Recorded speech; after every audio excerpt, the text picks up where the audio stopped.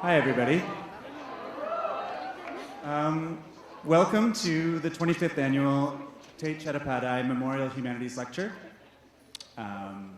This year we have the great pleasure of being in the presence of Mackerel, and the talk is entitled From Thick Skin to Femme Armour on Femme of Color Art, Organizing, and Resistance. I'm going to say a few things first. The first thing that I would like to do is to acknowledge the land that we are currently on, and to acknowledge that this is unceded and occupied Abenaki territory, and our presence here is part of the continued settler occupation of this territory. And myself, as a settler on this land, I want to acknowledge that it is an immense privilege to be able to live and flourish here on this territory. And I ask those of us who are settlers on this land, which is many of us, to consider this privilege that we benefit from, and to remember that this privilege has come to us as a result of ongoing violence against the Indigenous people here in Abenaki territory and all across Turtle Island. And what I'd ask us tonight to think about is how we can live ethically and responsibly in relation to the people whose territory this belongs to and to this land. I ask us to think about that and keep that in our minds tonight as we move forward, and also as we continue to live here tomorrow, the next day. The second thing that I'd like to acknowledge is you all. Thank you for coming. We are many. Look around us. We're many, and that's wonderful. I'm having a hard time seeing you with the light, but I can see the outlines, and before I saw your faces, and it was a pleasure to see you then, and it's a pleasure to see your fuzzy outlines now as well. The third thing that I'd like to speak about quickly is the history of this event. This annual humanities lecture is inspired by the careers of Tait-Chattopadhyay and Ian Tait, two professors whose work embodied the values and practices of the humanities. This lecture, in keeping with that, aims to continue their work by encouraging students and community members to reflect critically on contemporary social justice issues. And it is within that context that I want to speak briefly about our speaker.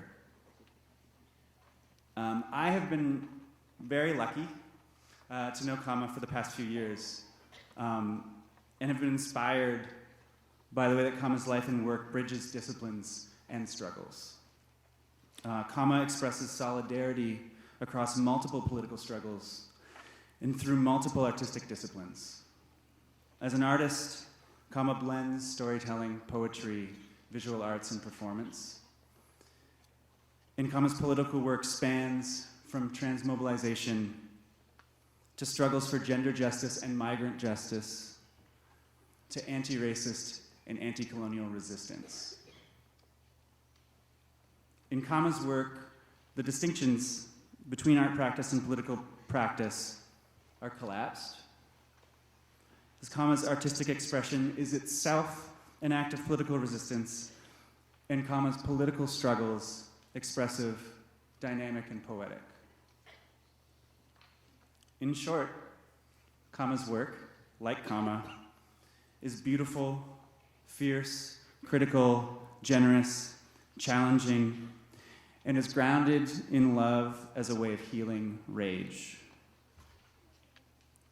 We're lucky to have Kama here tonight to discuss the legacies of femme of color resistance and resilience, to discuss art, healing, and femme sisterhood. So, with that, it is an honor, a privilege, and a great pleasure to welcome Kama Mackerel.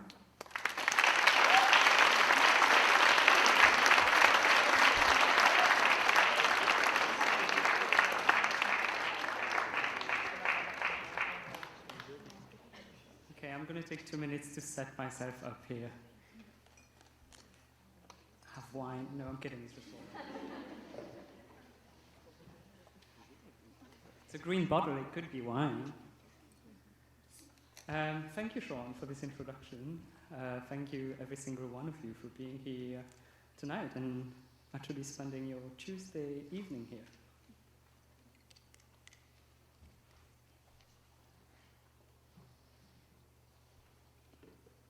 It's gonna.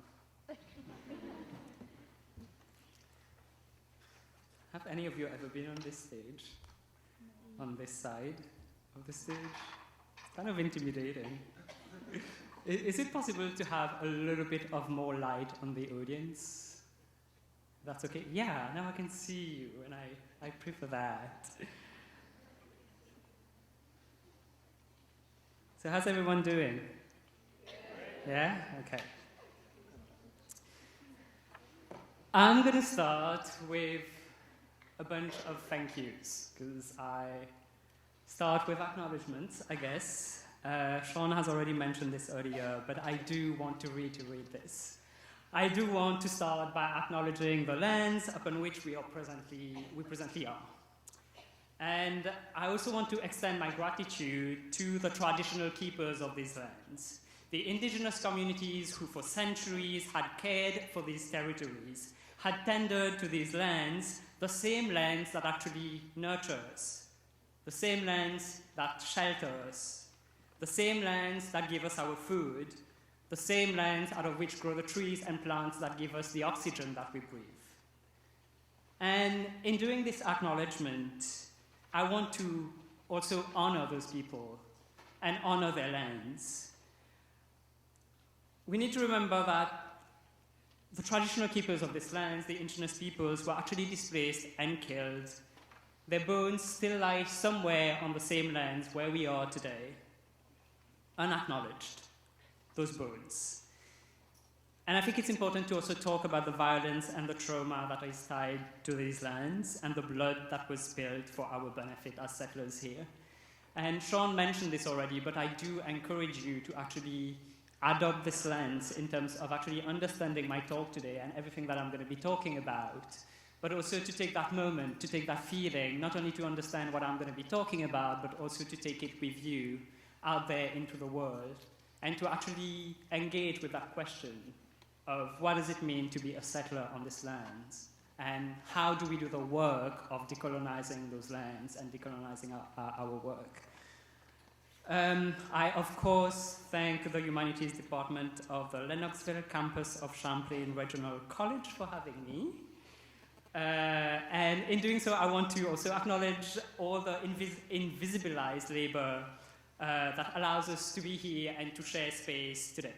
You know, the staff who actually work behind the scenes, the administrative assistants who do our room bookings and send out our invoices, and the janitors, right? The people who actually clean this space, the people who clean our buildings and take out our trash so that this space where we are right now, so that we can be here in a clean and sanitized space where we get to engage into intellectual talks about social justice.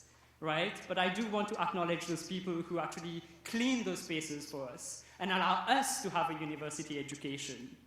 Many of those people are actually migrants, many of the people are actually poor, many of the people are actually working class.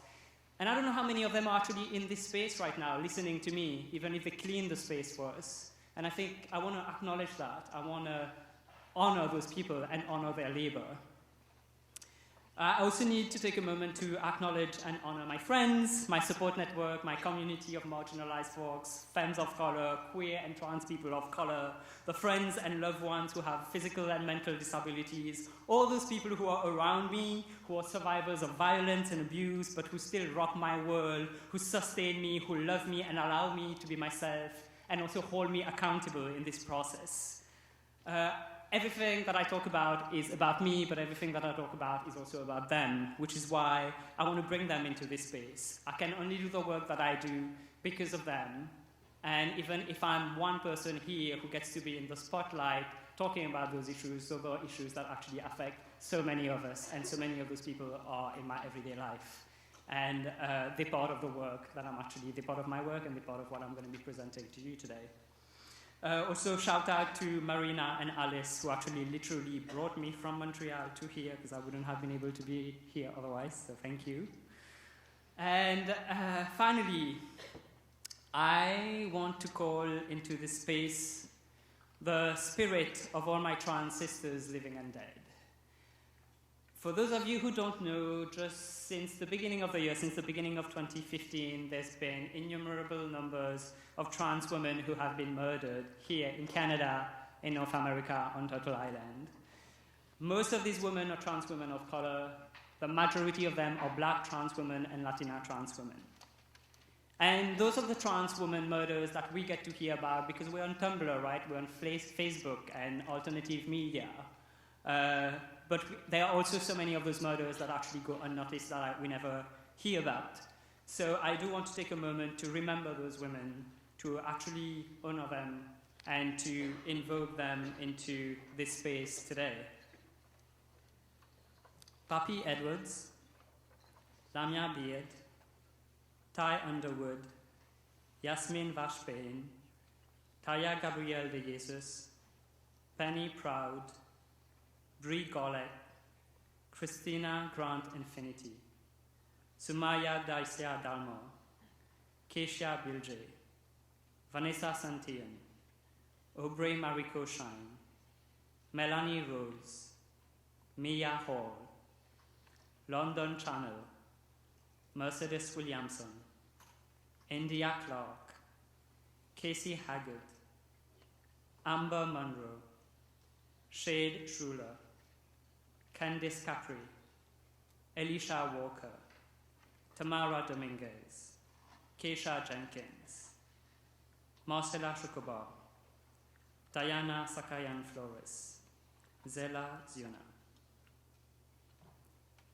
those were just the names of the women who actually, the trans women who've been murdered in 2015 alone, and I do think it's important to remember them, and to remember those names, and to invoke them into this space today. I'm going to preface this talk by quickly saying that I might say things in this presentation that might be challenging, and I want to acknowledge that. I may articulate ideas that might just trigger feelings for you, you know, those things that we feel here and then we twitch in our seat a little bit because we don't know, oh, I don't know how I feel about this thing this person on the stage just said. And I want to acknowledge that this might happen today, this is going to happen today. And also tell you, if that happens, that's okay. Like, it's very okay. If that happens, welcome the discomfort with kindness. Maybe it's just your body talking to you. Maybe it's your body saying, oh, you're having feelings, things aren't happening, I'm feeling uncomfortable right now. Maybe you need to unpack this. Maybe you need to explore this. And if that happens tonight, I do encourage you to sit with this discomfort. Sit with this discomfort tonight, but also sit with this discomfort after you walk out of this talk today.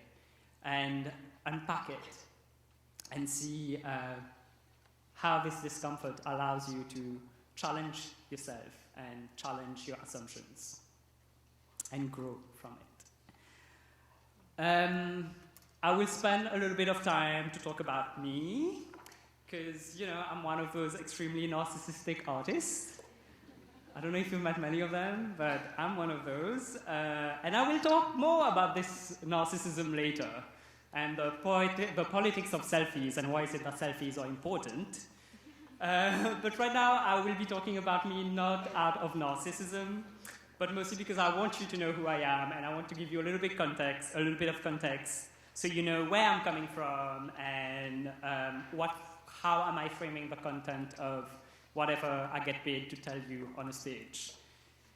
So I was born in Mauritius, first of all. For those of you who don't know, it's an island in the Indian Ocean off the African coast, in the tropics where there are no winters. I was born in a fairly poor working class family, the type of family that would dedicate its entire life to try to lift themselves from poverty, from their poverty-stricken upbringing to become middle class. I also grew up in a mixed-race, black-brown family, whatever that means in the Mauritian context. In the 80s and the 90s, particularly, my parents had an interracial, interethnic, interreligious marriage, which was pretty controversial at the time, but just giving you that as context. Also, English is not my first language.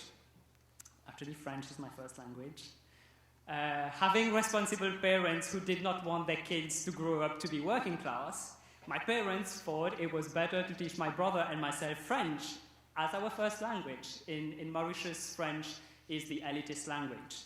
Everybody else speaks Creole. Typically, Creole is your first language. So as a child, we only spoke French at home, and I actually only learned Creole when I went to public school and I was age 6, which made me the weird kid, because everybody spoke Creole and I spoke French. Sometimes I just lie, though. I just lie when people ask me, what's your first language? I just say Creole, because, you know, I went to university, I read so much post-colonial theory, and now I'm like, can I say the F word? Yeah? And now I'm like, fuck this! It wasn't French that was my first language, it was Creole. Yeah, I might just say the F word. I said it now, so it's fine. We're all friends now, right? Yes, I can hear laughs, finally. Yeah, so, you know, I tend to lie a lot of times, but I say Creole is my first language. But with you, I'm going to be honest. It was actually French, and then Creole, and then I learned English when I went to school and I was 6. I lived in Mauritius until I was 18, and then I left the island. I had a full scholarship, and I went to pursue an undergraduate degree in literature in India. I was actually the first in my family to go to university. I was the first in my family to even finish high school. Nobody had finished school in my family. Everybody felt proud, of course, because I went to university. But I do want, the reason why I'm saying this is because university actually allowed me tons of privilege, and I want to talk about this. University allowed me to develop an academic and poetic English. University allowed me to articulate complex ideas in elegant forms. University allowed me to command a certain presence in society as well. And it's that same privilege that took me from one colonized land, from India, to another one, to Canada in 2008. Again, I had a funding package, pretty bad one this time, but you know, migrants, we can still deal with like a really small funding package and still get through it. So I came to university in Canada to do grad school. So I have a master's degree from a Canadian university. I like to say that I have a university degree from Canada and 3,218 hours of therapy that I still haven't done, but who knows, maybe I'll be rich someday. Grad school was pretty traumatic for me, it didn't go well, but what I want to say is that being university educated has also allowed me immense privilege, and being university educated is what allows me to actually stand here today and talk to all of you. So I want to acknowledge that in terms of where I come from. So that's in terms of my personal story, my personal history. In terms of where I come from, there's also more that I want to tell you, mostly in terms of where I come from to structure everything that I talk about. This is what your humanities professor might call methodology. So what is my methodology? I don't have one, that's the whole point. No, I do. What I'm presenting today is intellectual labor, but it is also emotional labor. And it is also lived experience. I am not presenting an academic talk. I am not presenting something that's like rigorous and, you know, like is university research with a title and footnotes and bibliography and all that. That's not what I'm presenting today. What I'm presenting is something else. It's lived experience. I'm speaking from my life, from my experience, and those of my community. I do want to acknowledge that there is something extremely valuable to intellectual labor that is also done in university settings. But I also want to denounce academia as being violent. I denounce universities as institutions of privilege that are built on racist, sexist, misogynist, classist, and ableist legacies that reproduce the same elitist standards instead of challenging them. Don't get me wrong, I know a lot of amazing people who are doing great grad research, who are doing revolutionary work in academia, and I do value this work, and I do read this work, and I do let myself be inspired by this work. But I personally chose to work outside of university settings and outside of academia because, you know, 3,218 hours of therapy that I'll never get back unless I become rich. The reason why I'm saying all this is not to be harsh on academia, even if I'm loving being able to do that while I'm in a university right now. But what I really want to outline here is that there actually is a history of resistance. There's a history of resistance and a history of resilience. There's a very long history of knowledge creation and knowledge transmission that has existed for centuries, but that have gone largely unacknowledged or invisibilized or erased. I strongly believe that as marginalized communities, as people of color specifically, as people who have been colonized, we have an amazing capacity at navigating the world and getting by. You know, when you have lost your belief systems, when you have been shackled, taken away from your land, your culture, your people, when you have been forcibly bought and sold into forced and degrading labor, and then for generations and generations, your lives and bodies have been systematically treated as disposable, undesirable, deficient, and you can barely find a single positive reflection of yourself in society or in the media. And you look into archives and other forms of knowledge and you can't actually find yourself. When that happens to you, but despite all this, you actually find ways to navigate the world on a daily basis, materially and spiritually. When despite all this, you manage to perform the intellectual and emotional labor that allows you to get by, that allows you to survive, that allows future generations to thrive. For me, this is knowledge. Knowledge also happens in our families. Knowledge also happens in our own family histories, in our own communities. It doesn't necessarily happen in a laboratory or in a library.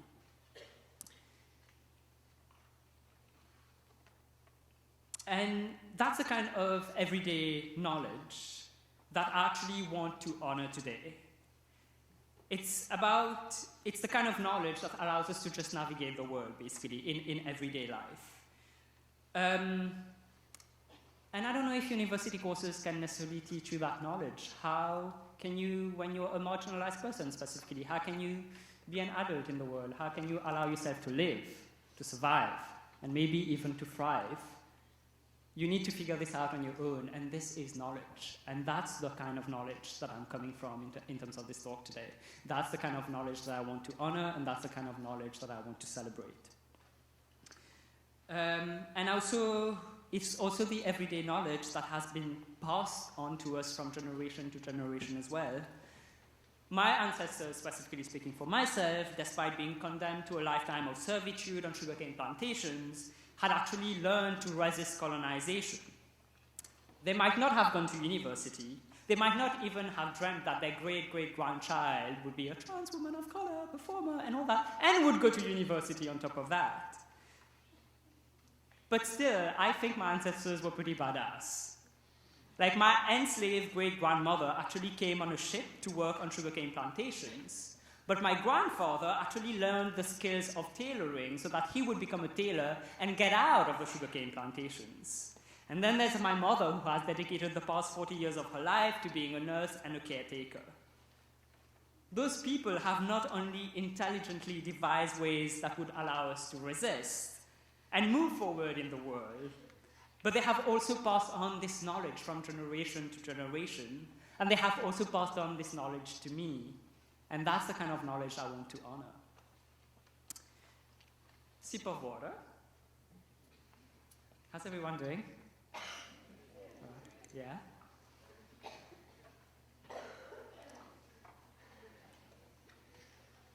I'm hot here. I love being in the spotlight, but God, it's hot. Okay, so before I move on, I just quickly want to unpack a few terms that I'm going to be using during this talk, just to make sure that we're all on the same page, if that's okay. So I'll do so very quickly. I might use the term cis or cisgender. What I mean by this, it refers to people who identify with a gender that they were assigned at birth.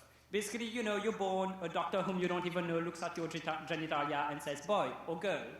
If your doctor told you you were a boy when you were born and that's what you identified with throughout your life, great, you're cisgender. If you don't, or cis, I use the term cis as well. If you don't identify to that, you're trans or transgender. Are we good with that? Yeah? I also use the term femme, femme of color. The title of this talk has femme of color in it. By femme, I refer to anyone at all who can be of any gender, but who identifies with femininity as a gendered lived experience. I identify as a femme of color because I identify with femininity, and I'm a femme, and I'm racialized, so I'm a femme of color. I also use the term trans woman, woman of color, trans woman of color, and trans femme of color to identify to me, because that's how I identify.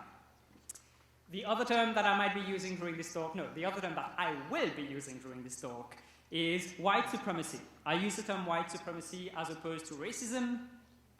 We tend to understand racism in terms of an action, right? Like where the onus, the agency is placed on the individual. You're racist, you say something racist, etc. I prefer using the term white supremacy because white supremacy captures actions as well as systems.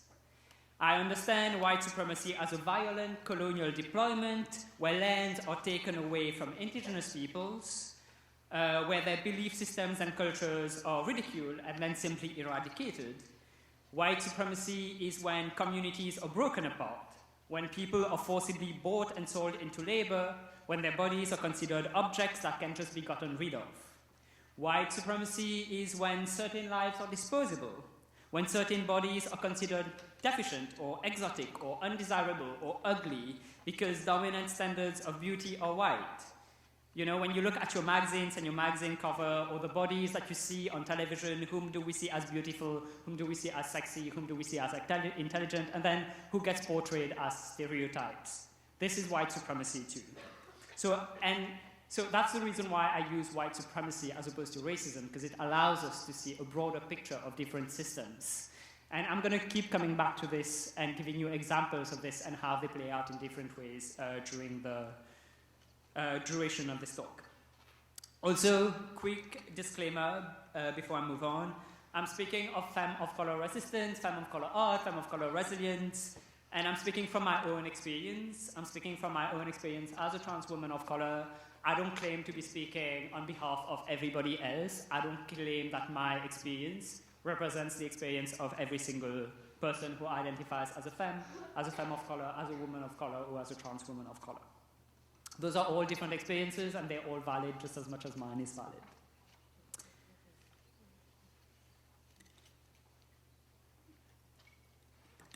Okay, so the femme of color agenda. My agenda here is to talk about femme of color resistance. I want to acknowledge here a really dear friend of mine who, my fierce femme warrior sister, Kai Cheng Tom, who's based in Dijage, in Montreal as well, who's a trans woman of color, who's pretty terrific, performer, writes for Everyday Feminism, writes for XOJ, and is soon is going to be a professional mental health therapist, actually, in Quebec. And she was the first person who actually told me, Kama, we need an agenda. We need a plan. We need to think of a future and then build that future. So I guess that's the agenda that I've been trying to work through, and that's the agenda that I want to be sharing with you today. And hopefully that's going to be the agenda that I'm going to work through for many, many years to come as an artist, as a community organizer, and as a movement builder. How do we imagine a future for the generations of trans women and trans femmes of color that are yet to come? More specifically, how do we, by we I mean other trans women of color, start creating a future so that we can leave a legacy for the generations that are yet to come? How do we start a movement for ourselves and for our children? How do we move from being apologetic and small to actually being fierce and grand? How do we create a world where we just don't survive and get by, but we actually thrive? Basically, how do we imagine a future for the generations to come? And how do we start creating that future for them? So, understanding lineality is really important to me. Understanding the fact that I, we, us, all of us, our generation are the children of a lineage, and that's very important to me. I see myself as part of a lineage, as part of a lineality of trans women of color who have resisted and who have led revolutionary change. I mean, let's not kid ourselves. I'm going to put this out there. Marsha Page Nomain Johnson literally through that, it wasn't a brick actually, it was a vodka glass that started the Stonewall riots.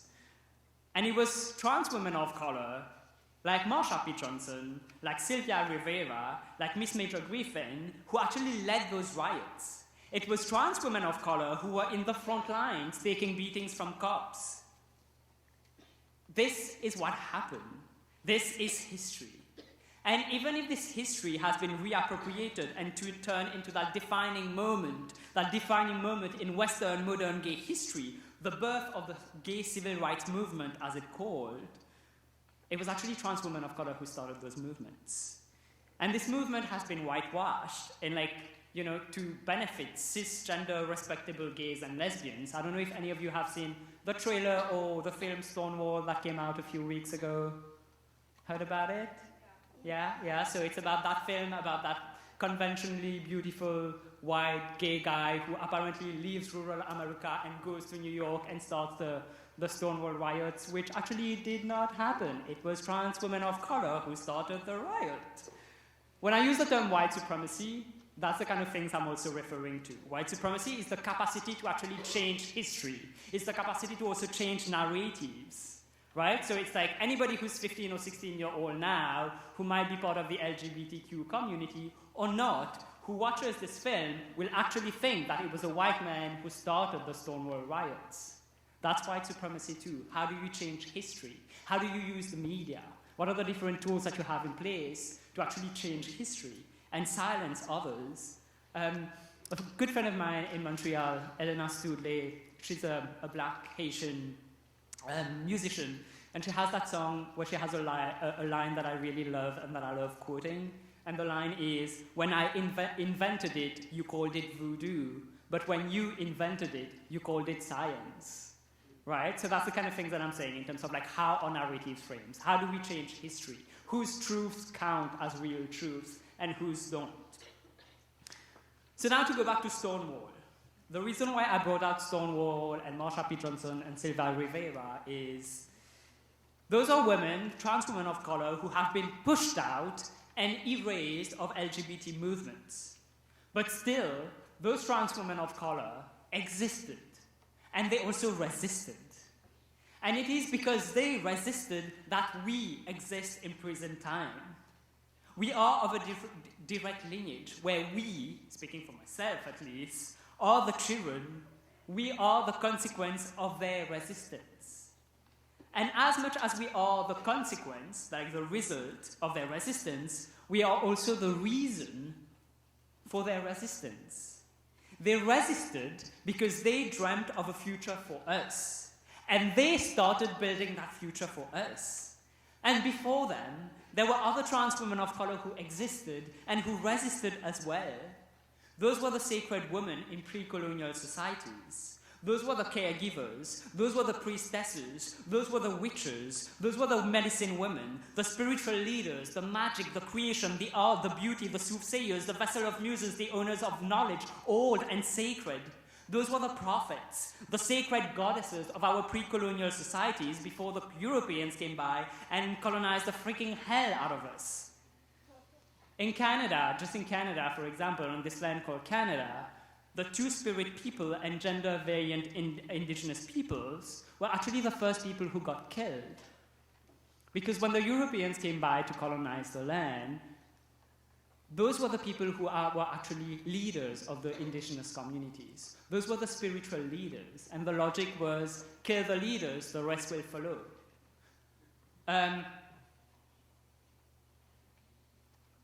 Those women were sacred. They were magical creatures. They were spiritual leaders. They were caregivers. And they resisted. They found ways of resisting despite being crushed by colonialism and white supremacy. And they fought. And they never gave up. And this is why we exist. This is why people like me exist all those generations later. And it is that resilience that we actually pass on from generation to generation. As people who have been colonized, it is that resilience that's actually in our veins. It's the resilience that is the cause and the consequence of our existence. And just like we are each other's cause and consequences, we are each other's children and each other's mothers. Now I'm going to move the discussion a little bit to my art practice. Give me a second. You know, the water thing, it's hard, all that. So I will talk a little bit about my art and my art practice, and then I will come back to like the introduction that I just gave. So I'm going to talk about specifically how my art practice relates to my politics and the femme of color agenda.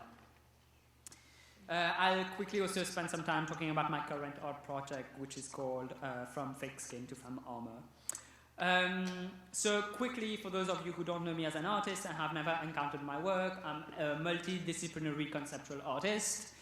I use the term conceptual artist because I work with concepts, I work with ideas, I work with tropes and images. So typically I start with a concept, femme of color resistance. And the origin of my art is the concept, for example. And then I just explore that concept and I don't know how it's going to come out in my creative process. I work in performance, poetry, storytelling, photography, textile, print, and sometimes a mix of all those. I also identify as a grassroots artist. What I mean by this is I have actually no formal art education. I don't have a BFA, I don't have an MFA, because I couldn't really afford art school, and if I went to university for art school, my parents would murder me probably. So I didn't go for art school. My parents were like, no, you're going to do a degree that gets you a job and brings the money. And I'm grateful for that, actually. I've been performing since a very young age, mostly classical theater when I was a teenager. I learned contemporary dance, and I was training Kathak, one of the Indian forms of Indian classical dance, and that was in my early 20s when I lived in India. And I've also worked with a couple of troupes in physical theatre when I was living in Peterborough, Ontario. Since moving to Montreal in 2011, I have done a lot of public interventions, performing in parks, street corners, metro stations, and of late I've been mostly working on solo pieces using poetry, storytelling, and the spoken word. And I also do some visual arts when I can, but I have a full-time job, so visual art takes a lot of time. The content of my work now, so that's the medium, the kind of medium that I work on. Let's talk about the content of my work. So the content of my work is actually framed by everydayness. It's the everyday struggles and resistance. I explore the multiple ways in which queer and trans racialized communities learn to make do with the material and spiritual realities that are readily available to them to actually oppose patriarchal, nationalist, misogynist, white supremacist structures that are imposed on our everyday life. What often comes out in this process are actually loopholes in the systems or reappropriations of daily tools and practices that can actually turn a racist gaze onto itself, or that challenge patriarchy from within, or that reiterate the failures of sexism, or delineate the boundaries of nationalism in daily tales of survival. So in our everyday life, how do we resist? And those tales of survival, my own, those of my friends, those of my community, those of strangers, those that we get to read about in newspapers, but also those that never make it to the newspapers. It's those stories, it's the tales of survival that inspire my art and inspire my work and frames the content of my art and my work. So now, why art, right? Because I could just be leading a demo down the street and everybody would follow me, right? Yeah, oh yeah, at least 2 people who would follow me, great, victory. Why art? Yeah, demos are totally legitimate. I do them sometimes too, when there's no police around, which never happens, so I barely do them. So why art for me? Why did I choose art as a medium of resistance? I like to think of politics as an aesthetics. I like to think about politics as an aesthetic practice. What do I mean by this? What I mean by this is, society is structured in very particular ways, right? And those structures are not coincidental, they are very deliberate. And this has all to do with power, and who holds power, and how that structure of power can ensure that it reproduces itself. So, I like to think of the world or society or politics as a big frame, like as a big painting. It's like a big painting where there are certain details that are like in the spotlight, there are certain details that are in the light, but then there are certain details that are darkened or that are not in the frame at all. And that's how society is structured. The world is painted in a certain way, and with lights on certain parts and shadows on others. Some things are visible, some bodies are visible, and others are not. Examples of this would be, who takes up how much space, who takes up what kind of space around us. Or for those of you studying literature and humanities, I wonder how many dead white men do you read in your curriculum? Actually, when you go back home, look at the list of writers whom you have actually read this year as part of your curriculum and see how many of them are white men, right? That's what I mean, that's an example. Or the way we've built this auditorium right now, right? If you're a wheelchair user, can you come into this auditorium? If you're a wheelchair user, can you be here actually giving this talk while I'm not giving it? Right? So that's what I mean by like the ways in which certain bodies are invisible, certain stories are invisible, certain narratives are visible and others are invisible. Like that's how I understand society, that's how I understand politics. It needs to work in a particular way where everybody has their space, everybody has their place, and others are just out of the frame or they're in the darkness. And for me, this is how white supremacy works. This is how capitalism works. This is how colonial legacies live through contemporary societies. I'm going to pause for a moment and talk about that phrase that I use. Colonial legacies living through contemporary societies. What do I even mean by that? God, I speak like an academic. I swear I tried to get it out of me, but grad school did that to me. I just blame it on grad school. I'm just going to give you two quick examples. Again, local examples. Canadian history, right? Do any of you know when did the last residential school in Canada change?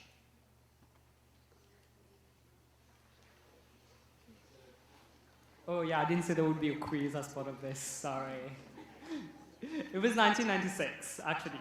The last residential school in Canada closed in 1996. So what does that mean? Does that mean that, hey, colonization is behind us, there are no kids being forced into residential schools anymore?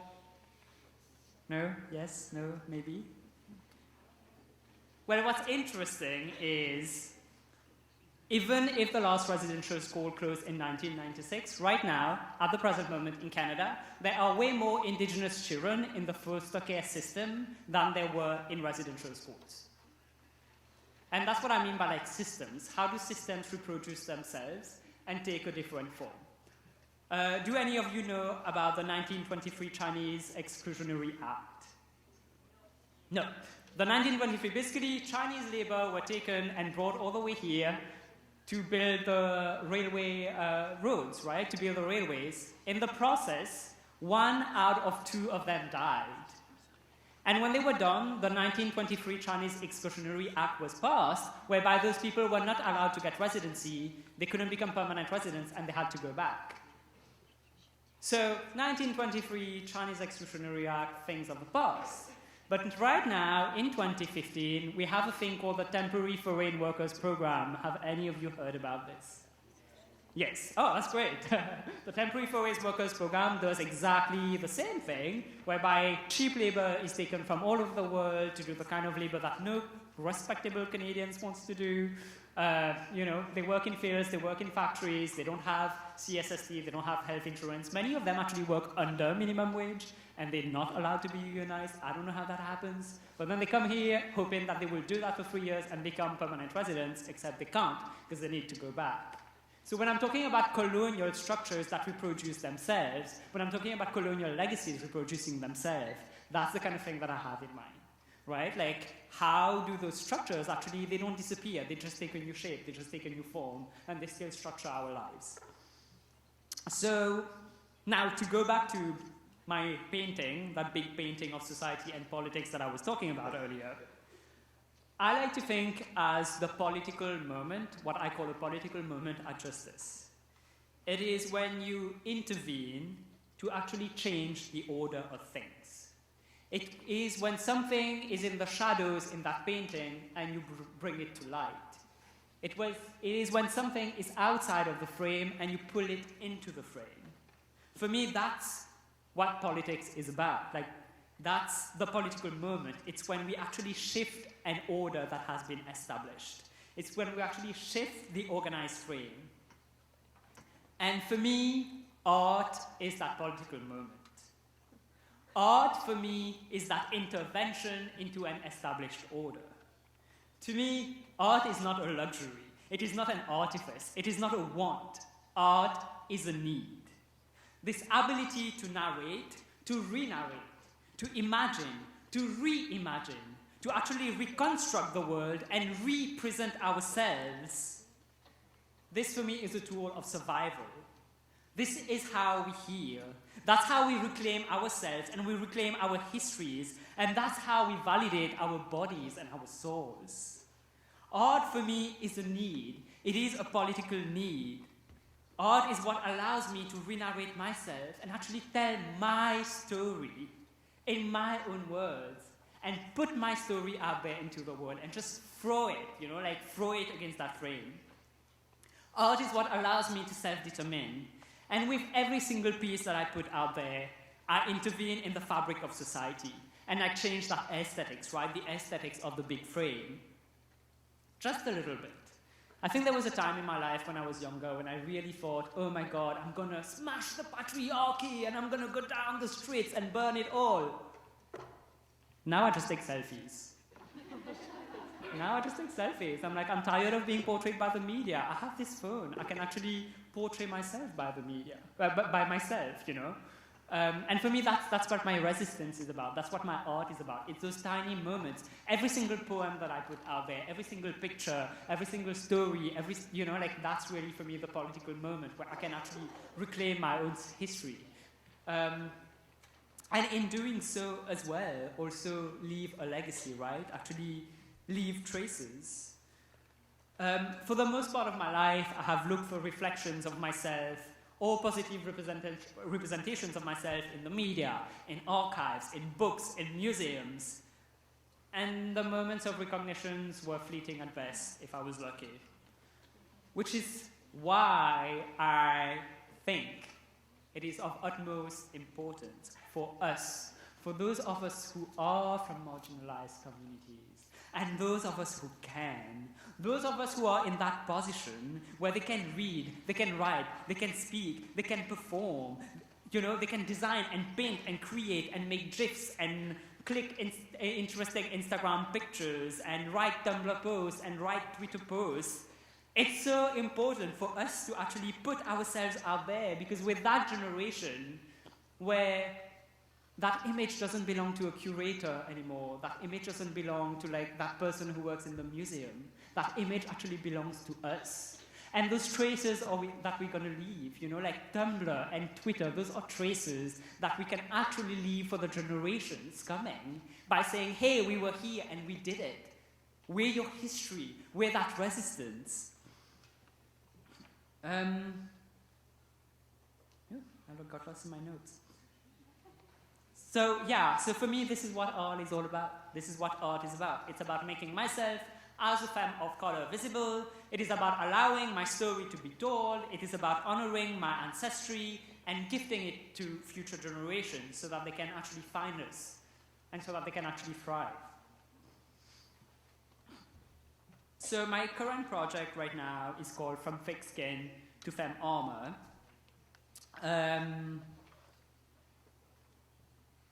Quickly, what I do in this project, aesthetically, theoretically, and spiritually, I actually use the figure of the femme armor as a trope of resistance. I'm going to talk about this a bit later in a moment. Actually, maybe I should just do that now. So I'm very interested in the figure of the femme armor for many reasons. The truth of the matter is, being a femme of color, particularly when you are a trans femme of color, is not easy. That's just fact. It's hard. Being a trans femme of color means that you break every single rule of white supremacist domination. Your existence is actually threatening to structures of domination. It shakes the very foundations on which Western colonialist society builds itself and regulates and polices bodies in particular ways with hierarchies and structures. And as trans femmes of color, we are not meant to exist in this structure. I gave you the example earlier of I give you a list of trans women of color being murdered. This is not arbitrary. This is not coincidental that trans women of color get murdered. So, until what time can I go? Is there? Okay, so I'll just keep going. I just thought I'd do a time check. Quickly, I think it's important to think about masculinity, femininity, and gender, and how that was also part of the colonial enterprise and the colonial intervention. Think colonial discourse, right? The African, the black man. So the African, the black man, was, has a big penis and is a potential rapist and is super aggressive, therefore cannot rule his own people and has to be colonized. That was part of the colonial discourse. On the other hand, the Asian man was considered too weak, too frail, too effeminate, so then couldn't rule his own people, so had to be colonized. So that's like giving you two examples of like colonial history, and in both cases, there's something being said about race that's actually articulated through gender. Right? Like there's something being said about this race needs to be colonized because this race can't rule themselves, so therefore, but the reason why this happens is because it's tied to their masculinity or their femininity. And also heavily at stake in the colonial enterprise was the understanding of gender as a binary. By gender binary, I mean the understanding, the belief that there's only two genders, male and female, and that's it. And the gender binary was a foundational notion of not only the colonial enterprise, but of Western modern societies, which are the societies that we live in, and a foundational notion of white supremacy. So historically, any form of gender inhabitation or gender embodiment that did not fit within a colonialist binary was deemed threatening. And there are reasons for that. As I had mentioned before, in many pre-colonial societies, people who did not fit the gender binary, what nowadays you might call trans women or trans femmes or femmes, were actually powerful. They had the power because they were the healers, and they were the spiritual leaders, and they were the holders of knowledge, and they were considered sacred. So it's not coincidental that they had to be taken down. It is not coincidental that they were abused, degraded, assaulted, and simply pushed to the margins of society. Just as much that it's not coincidental that black men are being shot by white cops all the time. Those are not coincidences. Those are systems. Those are systems that actually perpetrate colonial violence, and those systems are deliberate. So I explore, to go back to the figure of the femme armour in my art. So I think about femininity as a gift. As somebody who was assigned male at birth, I was heavily gender policed. When I was a child, I'm not going to go into the details of that, it's pretty triggering. But I was heavily gender policed when I was a child. Femininity was just something that I didn't have access to because I was assigned male at birth.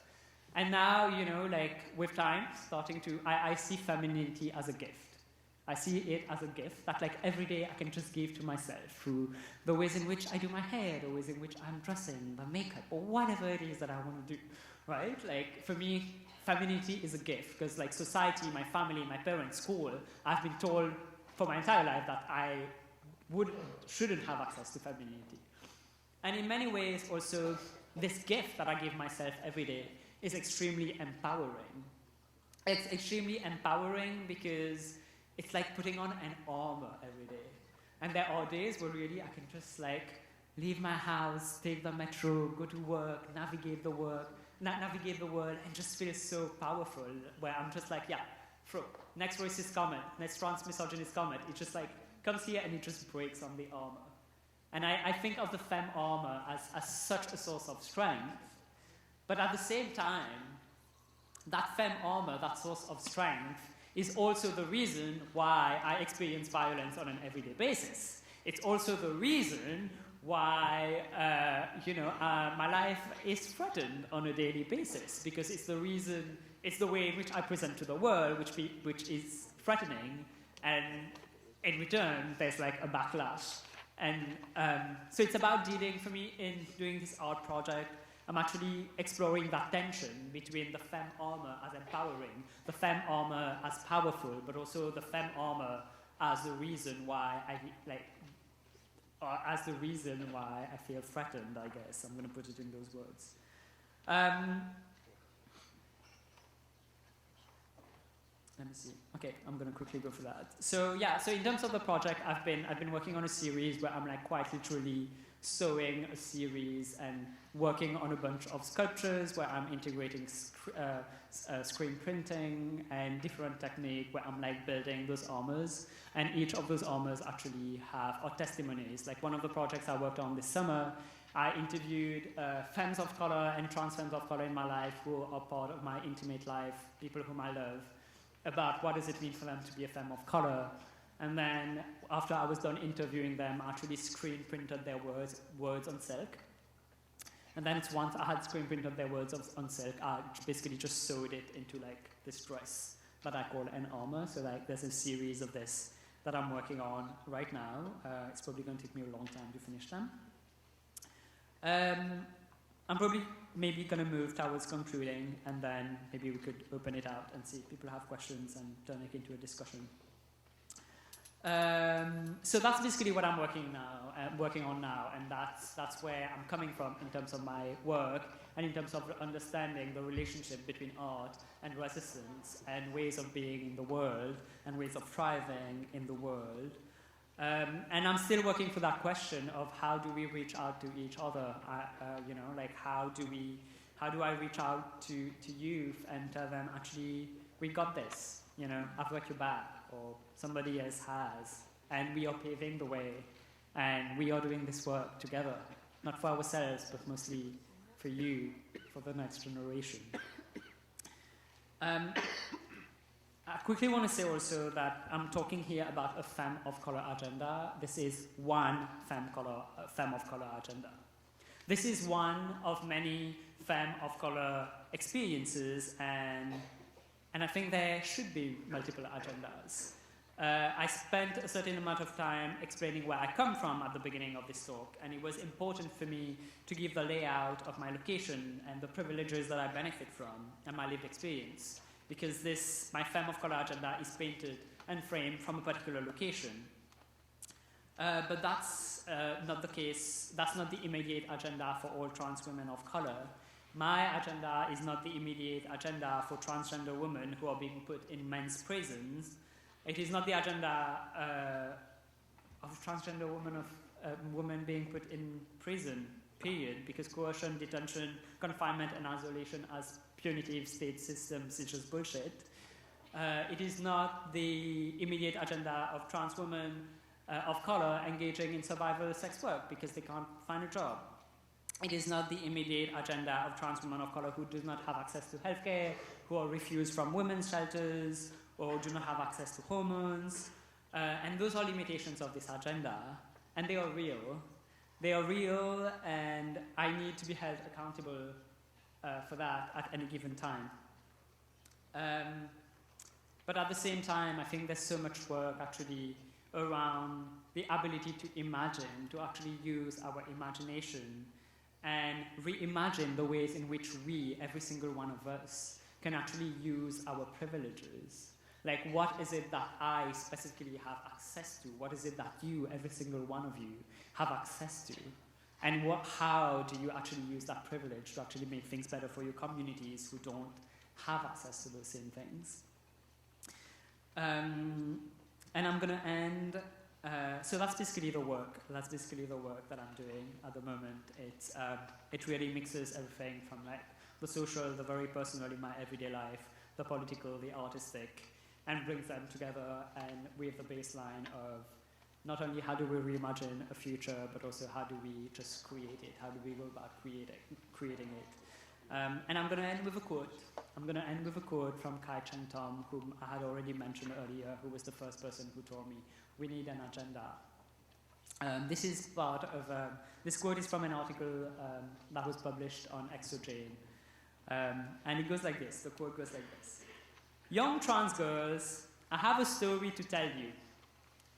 Ever since I was a tiny child, I knew I was a girl. Everyone I knew tried to convince me otherwise, and when I refused to be persuaded, they told me that I would die. But I didn't. I found a band of audacious sisters, and we lived, we laughed, we loved, even in the midst of all that hatred. Dear trans girl, I'm looking at you. I'm looking for you. Thank you.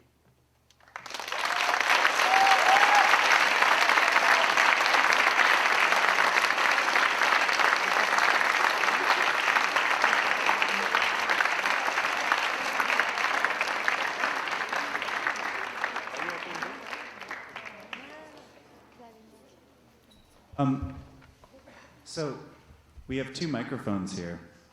One is where I am standing. The other is right here. If people have questions, this is the time to ask. And these are the spots where we can ask so everyone can hear.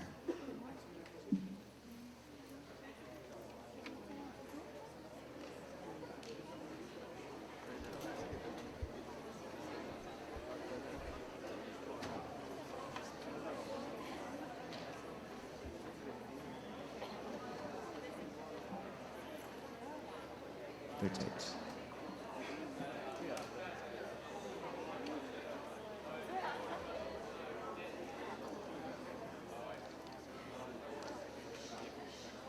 So, folks are going to ask questions now. What that requires, what is required of you all, is to listen to those questions now. So if you're shuffling around or trying to leave, that's not very respectful to folks who want to ask questions. Thanks. Great presentation. Thank you. Caitlyn Jenner was a big thing this summer. Sorry? Caitlyn Jenner. Oh, yeah. I was wondering if you had any thoughts on that. Were you? Yes, I do.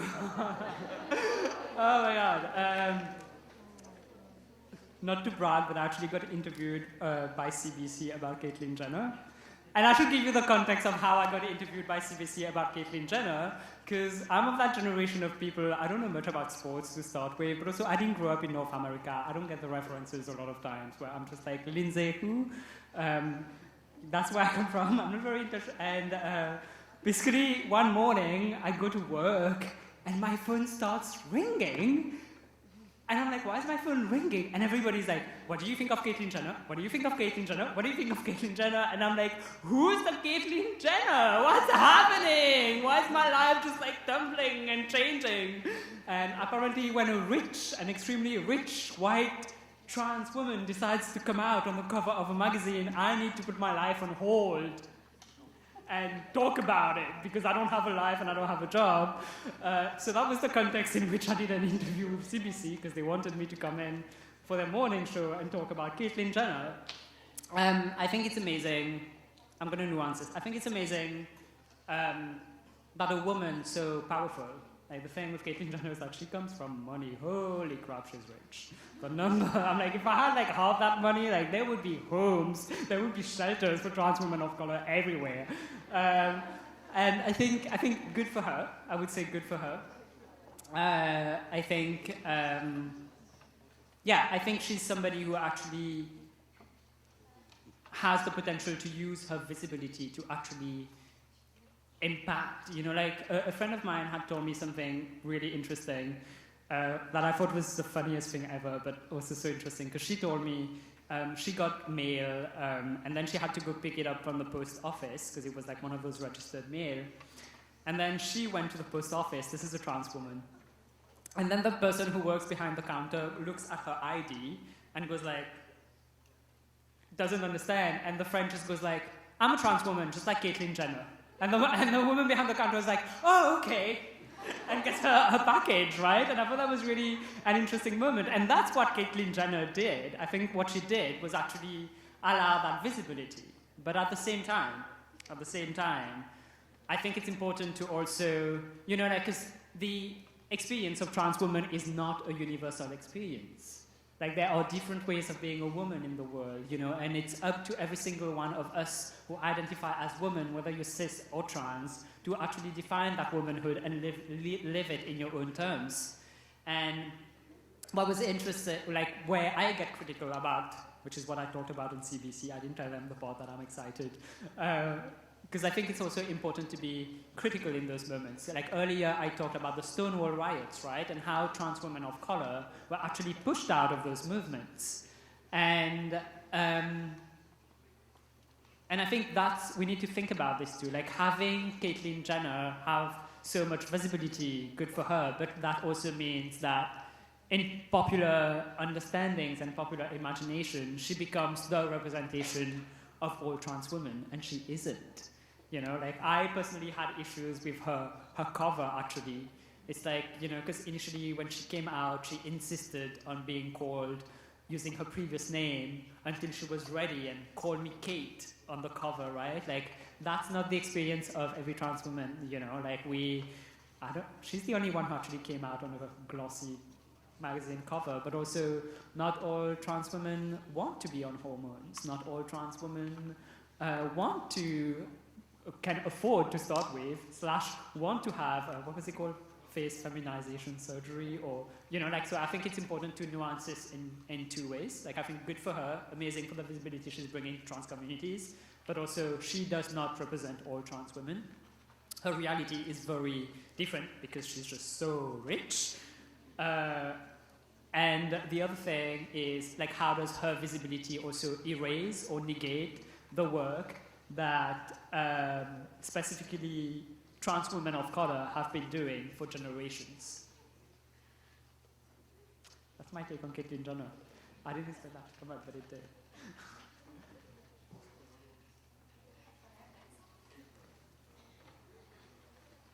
All right, so you spoke a lot about like the painting of politics and how art for you is to bring certain things forward and to change the picture and to change the painting.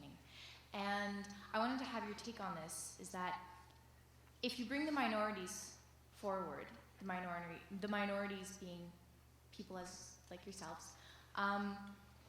you're changing the colors of the paintings and that you're bringing more light into it. And if you were to solve all the issues and you were to make sure that everyone was recognized in the paintings and that there were no more shadows, the painting would kind of just be white. And then you'd kind of lose the beauty of it. So I wanted to see what you thought about that. Thank you for Very this in depth, I'm sorry. Yes. There's how I'm going to put it. Okay, let me think about how I'm going to frame my answer. Give me a second here. Okay. First of all,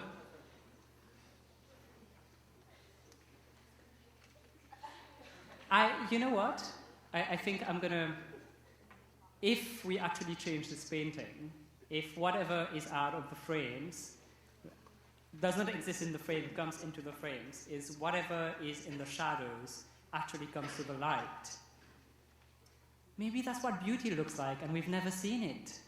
Because we've never seen it. We've never seen that society. We've just never seen it.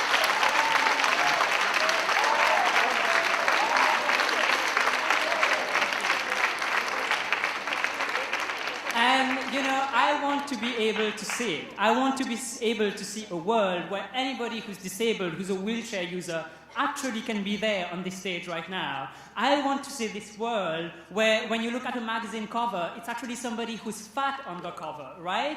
Why do we see only skinny white people? Because it's not just about whiteness. I want to see a diversity of bodies where we can actually acknowledge each other and actually love each other. And when that happens and we actually have that frame, if it's ugly, we can just talk about it then. We'll talk about it then. But I would love to see it happen. I would love to see it happen.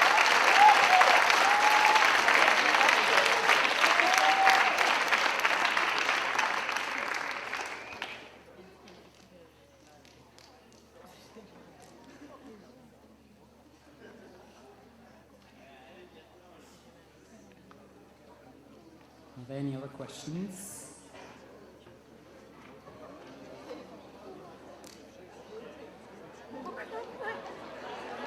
Okay, we'll go right and then we'll go left. Do you want to go first? Yeah.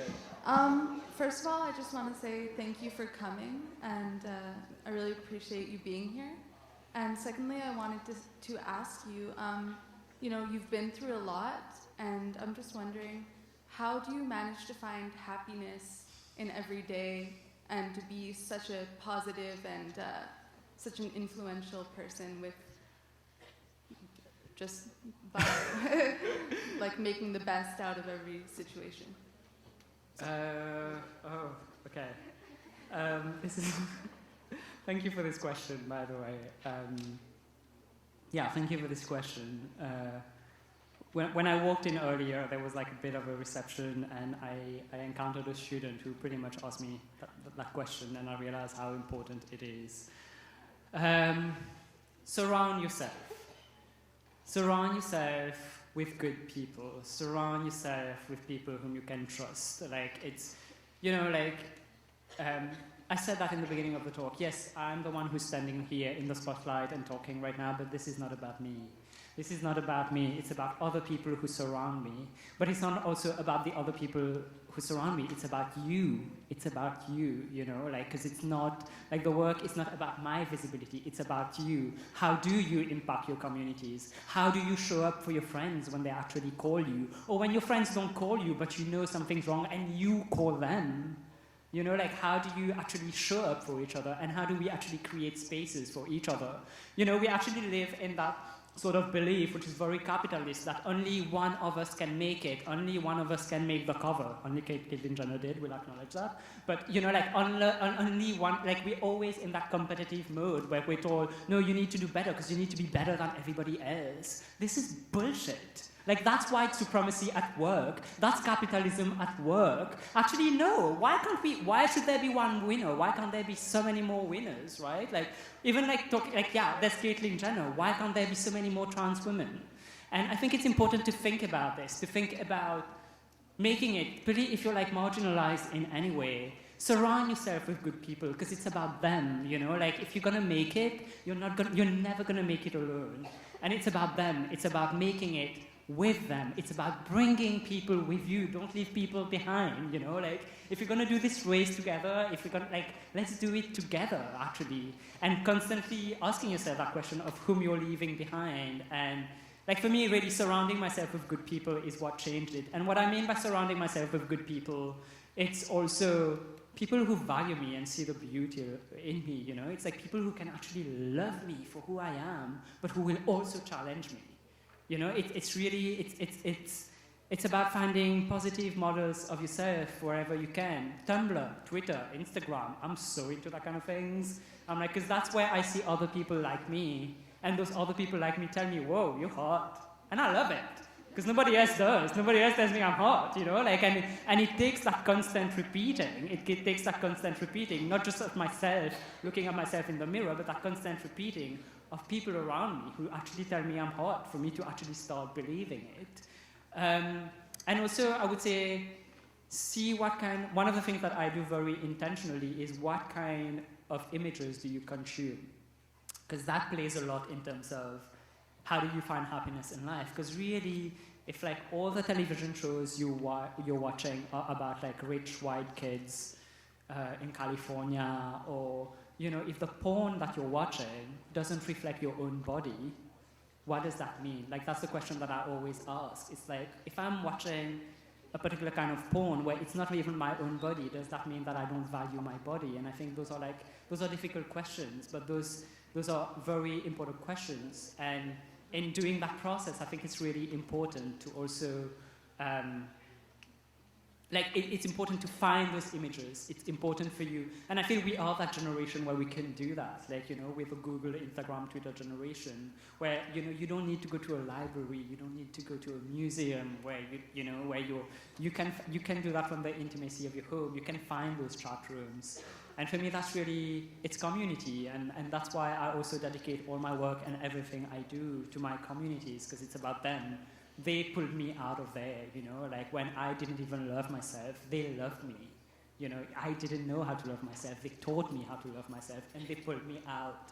And now it's my responsibility to pull the others out. So find your people, and treat them with love and treat them with care, and articulate your vulnerability and your tender heart, but tell them also, this is my tender heart, treat it with kindness and with tenderness.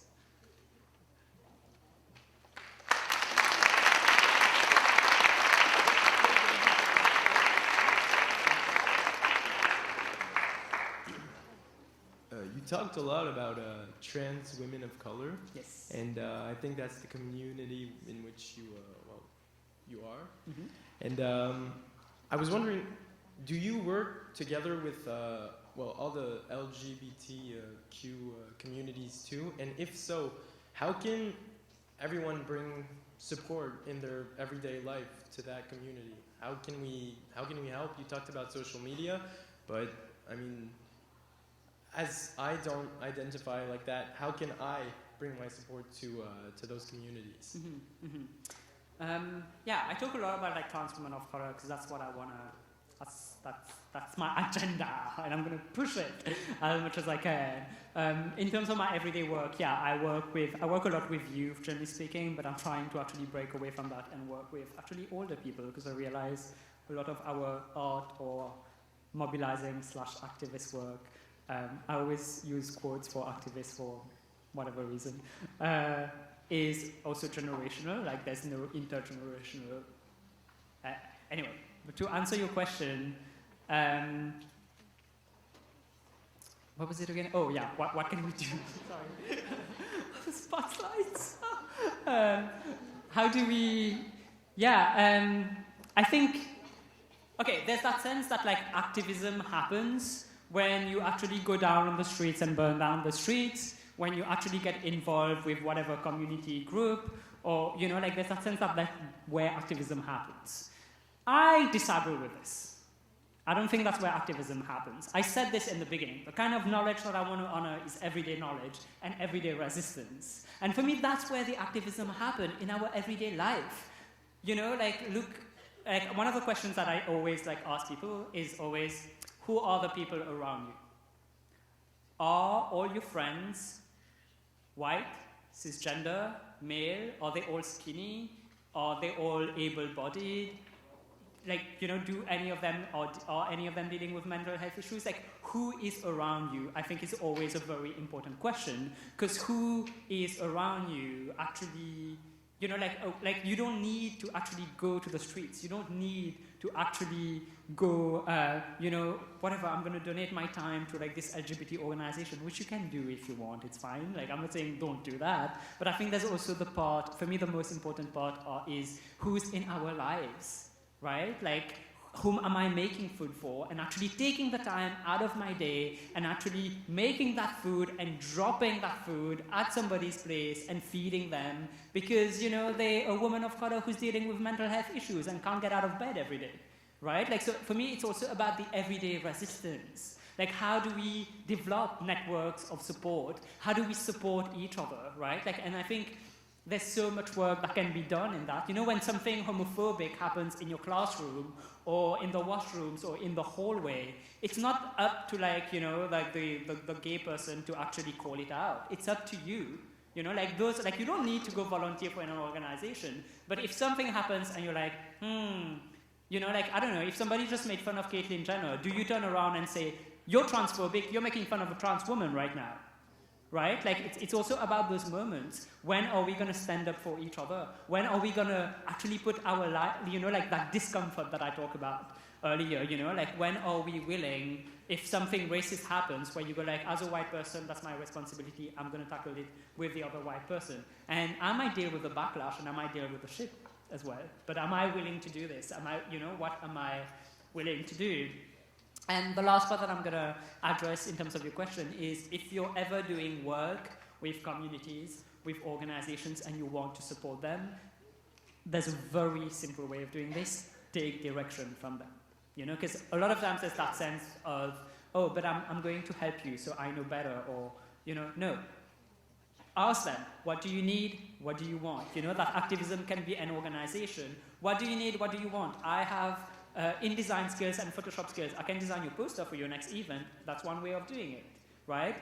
Or asking your friends, what do you need? What do you want? Maybe you feel insecure when you're walking from a party and going back home at 10 p.m. and maybe you want somebody with you, and you could be that buddy. That's all it takes, asking people, what do you need? Right? Like, what do you need? Like, maybe you're somebody who's trans and you're scared of being alone at night walking on the street. Walk with that person, you know? So it's about, like, finding the multiple ways. And also, yeah, center it in your everyday life. Like, see, how do we bring about support? Like, what kind of support can we develop, you know, like, around yourselves to be able to do that work?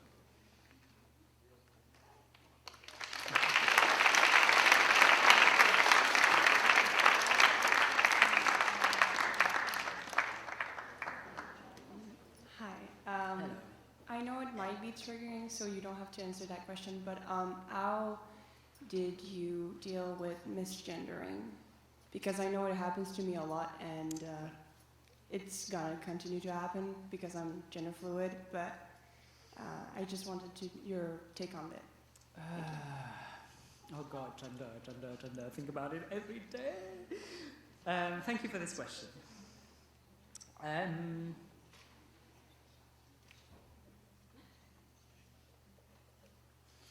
In many ways, I don't know, I think I just don't deal with it anymore, to be honest. Like, and that's speaking for myself in terms of where I'm at in life right now. It was I just don't get it anymore. I'm like, I don't know how my gender is being read, you know? It's like there are days where I'm like full-on femme, and then I go to the store and they're like, merci monsieur, and I'm like, okay. And then there are days where like I have a freaking beard, and then like people call me madame, so I can't deal anymore when it comes to, it's true, like when it comes to gender. You know how there's that saying that, and I'm answering this answer to, I'm addressing everybody else except the person who asked the question in so many ways. Because like if you're getting misgendered, you're getting misgendered by other people. You know how there's that question a lot of times where you say, treat others the way you want to be treated? I disagree. Treat others the way they want to be treated. Right? Treat others the way they want to be treated. If you want to be called he, if you want to be called she, if you want to be called they, or you don't want to be gendered at all, treat people like this. Right? And for me, that's how I see, like, that, for me, that's what it's about. And maybe that's when I open the question and raise the question out to people who are not trans-identified. If you're interested in any form of activism, how do we ensure that in your classrooms, every single person actually respects the gender pronoun of everybody in this class? Right? Like, to go back to the earlier question of, like, how do we do this work? How do we do this activism? You know, like, yeah, maybe the first step is just figuring out language and actually just respecting people's agencies, respecting people's names. People are allowed to choose their own names. People are allowed to come into class today and say, this is my gender, and then maybe a month later they change their mind, and that's fine. It's up to us to also treat them the way they want to be treated. Right? So I don't really, I regret that I really don't have an answer for you. Maybe a couple of things one of the things that I do, and I know that's not easy, I filter. I'm just like, I have that thing where, I go like, if you've got a problem with me, that's your problem, it's not mine. Like really, that's how I navigate the world. I'm like, you have a problem with the way that I'm dressed? Well, you have a problem, I don't. Deal with it. And I'm not saying that you can always do that. A lot of times it gets to you, it gets under your skin, you know? Like you might just be having the best day of your life and then everything just went so well today and you excelled in your test and everything, and then at the end of the day somebody just misgenders you and it just goes under your skin, right? Like, and that happens. But as much as I can, for me, I just filter. I'm like, I don't care. Like, not that I don't care, but, you know, again, going back, the people around me respect my self-determination.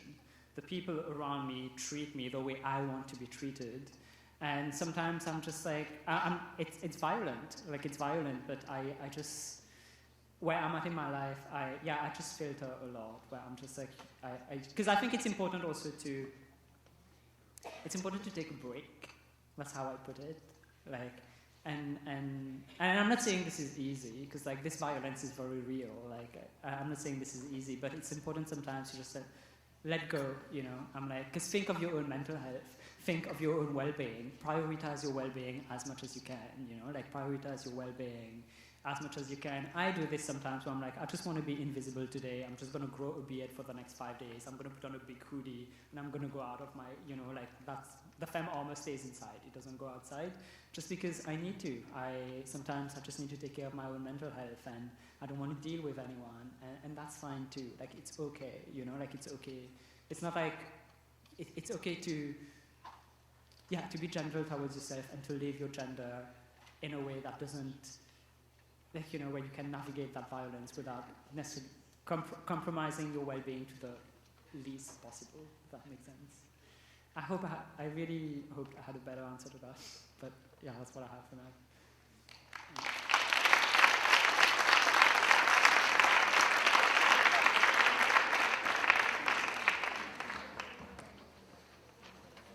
Okay. Do you hear me? Mm-hmm. Okay. It's more than, I guess, a commentary than a question, mm-hmm. If you allow me. I'm a social activist myself, mm-hmm. and for the last 2 years, I've organized a rally against homophobia and transphobia in Sherbrooke. And all you talk about, I just learned the meaning last May of the word cisgender. Pardon my French, I'm francophone, so it's Totally fine. so, and I know it might be difficult sometimes to go public, and because I've done it myself, and it's kind of today because I identify myself as cisgender gay, I guess white man, of course, because I'm white, and I've been in a way moved by what you said about white supremacy, and I can understand. And I was not last year, because we're still in 2015, sorry about that, I'm a little bit mixed up. When I met that guy, he's a trans man, and I was a little bit, I guess, shy. I wasn't sure how to address him, because I was, as you just said, I think the term that was used was gender fluid, and I wasn't really... I'm looking for my word. Sorry, I was a little bit uncomfortable with that, and I wasn't sure how to. I used the word transsexual, and he was offended by that. And now I've adapted my vocabulary because I really, of course, the goal of my rally was to include people, not to exclude. So. And I guess I have a question too, but you might have answered it to the guy who just said, how can I improve things even though I don't identify as, of course in my case I identify as more G, but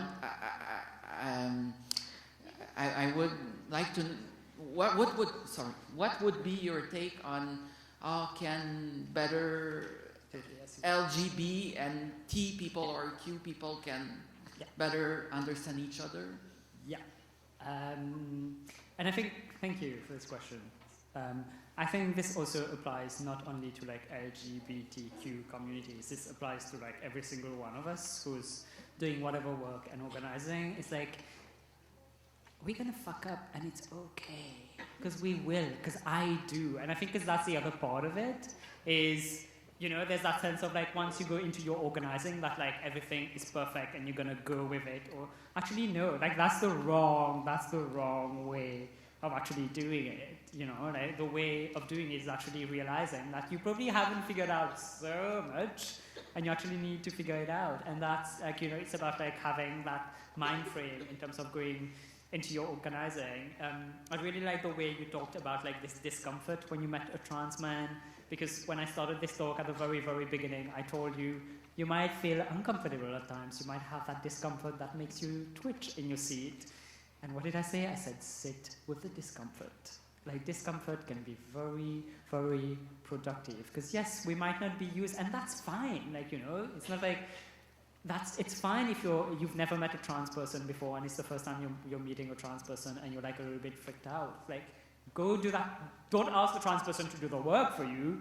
You know, like sit with that discomfort and then do that work. Understand what does that discomfort mean, right? Like what is it saying about me in that moment? And then go on Google and do your homework.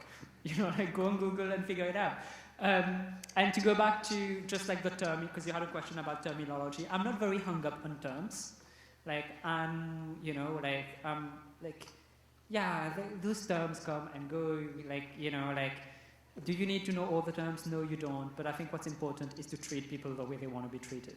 If somebody identifies as a trans man, who cares what they look like, even if they don't look like it, because that's not what it's about. If somebody identifies as a trans man and wants to be treated as a man, you treat them as a man. If they want to be treated as something else, you know, like, and I think it's important to just listen to people, take direction from people, because they're the one living with that lived experience, and they know their experience, and just take direction from them and listen to them, and yeah.